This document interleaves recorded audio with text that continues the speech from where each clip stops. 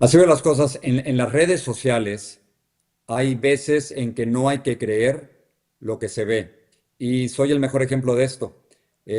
Muchas veces estoy apareciendo en las redes sociales y es mi voz y es mi imagen, pero con la inteligencia artificial lo están modificando para hacerme decir cosas que yo nunca dije, como pedirle dinero a la gente o decir que tengo una cura para la diabetes.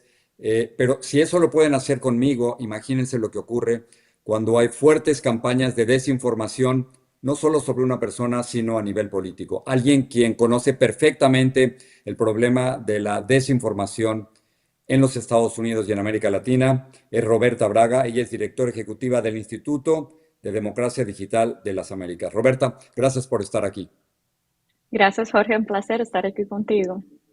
Muchas veces en inglés hablamos de desinformación y de misinformation, cuya traducción no estoy seguro exactamente cómo hacer al español. Pero, ¿qué tan grave es el problema de la desinformación en las redes en español? Creo que es un problema muy grave porque hoy en día lo que pasa es que la desinformación está generando demasiada desconfianza, especialmente entre latinos y especialmente entre las comunidades y las instituciones democráticas. Entonces, lo que pasa es que más del 66% de las personas están súper familiarizadas con narrativas desinformantes en línea, pero o no están creyendo en nada o están demasiado escépticas sobre si esas cosas son verdad o no. Entonces creo que ese problema no es solo un problema de crear en cosas falsas, sino también un problema en no crear en nada. Y eso creo que genera como que un nivel de desconfianza en nuestros procesos democráticos muy problemático. Cuando hablamos de esto, muchos empiezan a hablar de algoritmos, pero para no meternos en complicaciones, es, ¿tú estás convencida de que en las redes sociales uno escucha únicamente el punto de vista que más le interesa y no otros puntos de vista?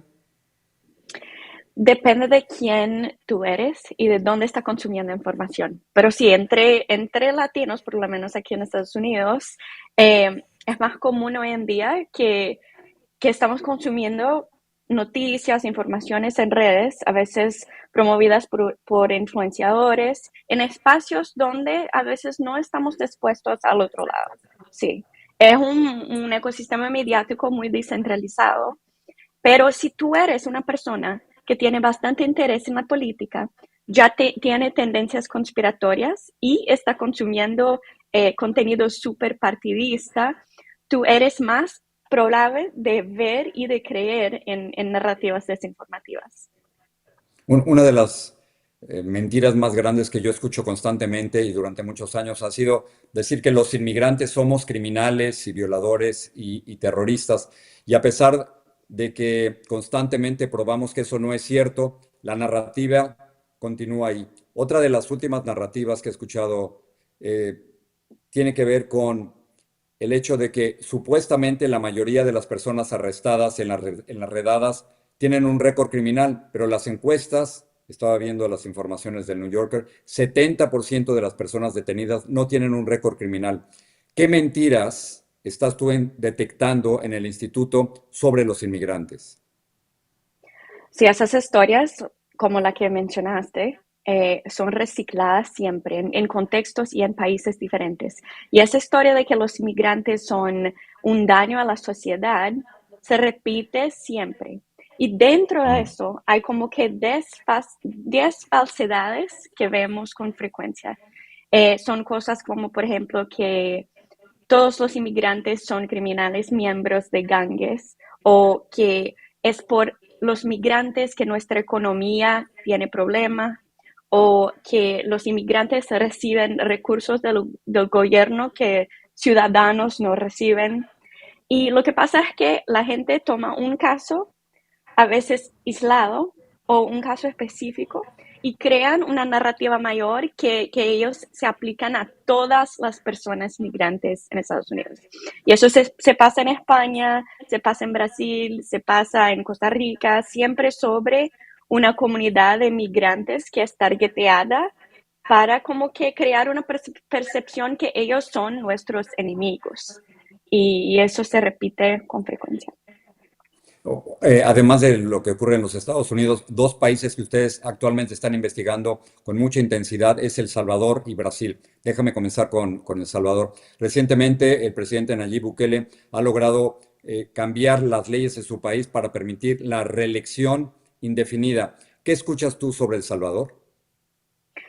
La discusión es siempre bastante polarizada en redes. Entonces, por ejemplo, esta semana en todas las redes, pero también en grupos públicos de WhatsApp, vimos como que dos eh, temas principales. El primero es un tema pro Bukele y pro elecciones indefinidas. Por ejemplo, mucha gente justifica lo que pasó esa semana porque Bukele como que visto, frameado como si fuera la única persona que puede generar confianza y seguridad en el país de El Salvador.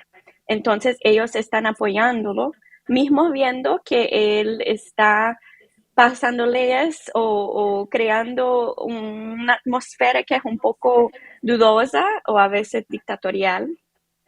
Y del otro lado vimos que hay una crítica muy grande sobre eso. Entonces, las otras narrativas son más anti-Bukele y pro-democracia. Y la gente no crea que hay justificación ninguna para cambiar las leyes o la constitución del país para extender términos y mandatos como él está haciendo esta semana. Entonces, son siempre dos lados de la moneda. Déjame preguntarte ahora sobre un país que tú sigues con mucho interés, que es Brasil.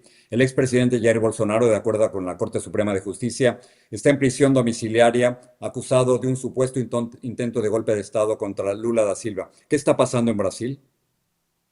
Bueno, yo soy brasileña, así que sí, acompaño con bastante frecuencia lo que está pasando allá.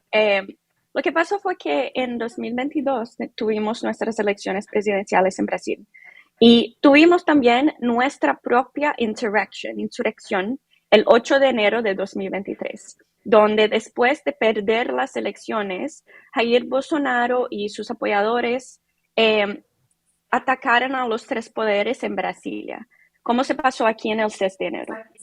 Y desde entonces, nuestra Corte Suprema y nuestros poderes judiciarios han intentado como que eh, hacer el trial de Bolsonaro para punirlo por su rol, o lo que dicen que fue su rol en ese proceso de coup que se pasó. Entonces, esa semana, en cuanto él está siendo como que juzgado en la Corte Suprema, fue prohibido de utilizar redes sociales. Y lo que pasó fue que él continúa utilizando redes sociales para como que juntar y amplificar a sus apoyadores y esa crítica a pintar el juez Alejandro de Moraes como el enemigo de la gente de Brasil. Entonces ahora hay un problema donde los apoyadores de Bolsonaro están creando una narrativa que lo llama de político, prisionero político, y del Ya. otro lado, los apoyadores de Lula están diciendo que este es un momento para accountability, para punirlo y como que implementar las leyes brasileñas como deben ser implementadas. Entonces es bastante complejo, pero también es un caso de guerra de narrativas. Roberta, déjame terminar con esto. Si alguien ha estudiado la desinformación y las mentiras en las redes sociales, es tú y toda la gente en tu instituto. ¿Qué es lo que tú haces para asegurarte de que lo que lees es verdad y dejar a un lado las mentiras y desinformaciones falsas? Tres cosas. Primero, siempre cuestione dónde viene la información que está consumiendo. ¿Cuál quién son los dueños de la red o del canal donde está consumiendo información? ¿Qué crees que ellos quieren? La segunda cosa es verificar el contenido en por lo menos dos o tres sitios diferentes. Eso es lo que periodistas aprendieron a hacer y es que es lo que creo que también debemos hacer. Y la tercera cosa es siempre prestar atención a tácticas de manipulación. Por ejemplo, a veces eh, tu contenido puede tener bastante lenguaje emocional Ujú. y tenemos que estar pendientes siempre de esas intenciones manipuladoras, como que si algo genera mucha dolor o daño o hasta felicidad o algo muy fuerte, A veces es el caso que están intentando manipularnos. Entonces, siempre prestando atención en las tácticas de manipulación. Roberta, muchísimas gracias. Le voy a pedir a la gente que lo siga a ustedes porque la labor que ustedes hacen es extraordinaria para dividir lo que es verdad de lo que es mentira. Pueden entrar al Instituto de la Democracia Digital de las Américas. Roberta Braga, directora ejecutiva, gracias por estar con nosotros, Roberta. Gracias, Jorge.